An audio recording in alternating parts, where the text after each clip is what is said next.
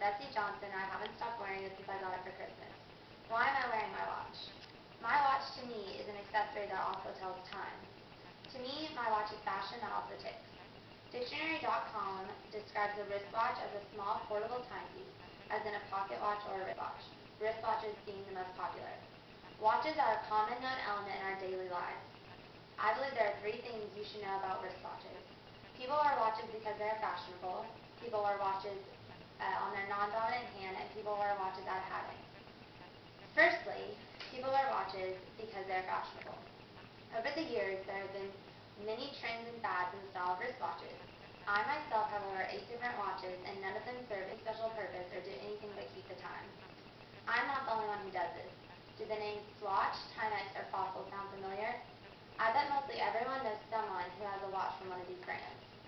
Speaking of Swatch, these colorful wristwatches in 1983 started a worldwide phenomenon.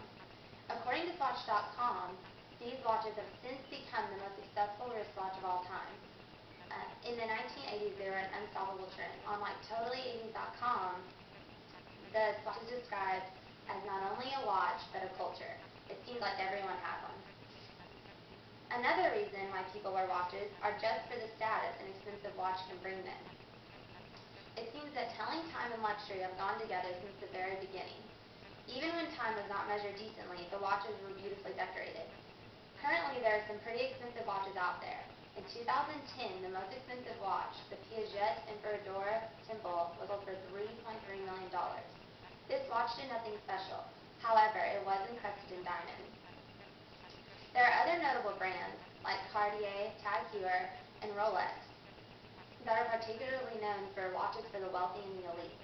Maybe people really want these watches because buying a luxury watch offers some exclusivity.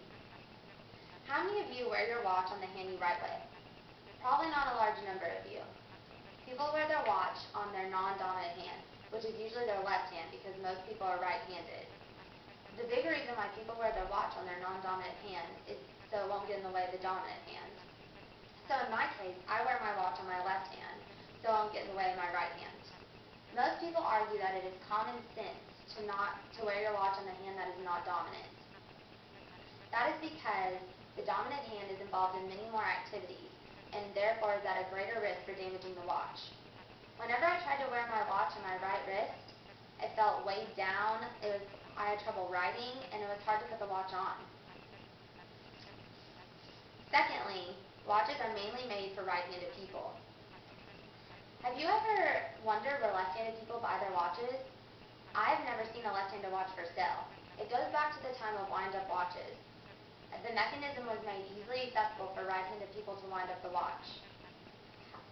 If a left-handed person wants to wear a right-handed watch on their left wrist, this might be uncomfortable. And if they want to wear a right-handed watch on their right wrist, the knob points away from them, and this could feel awkward. However, there are now watches that are being made for left-handed people. Currently, though, there are only a few companies to do this.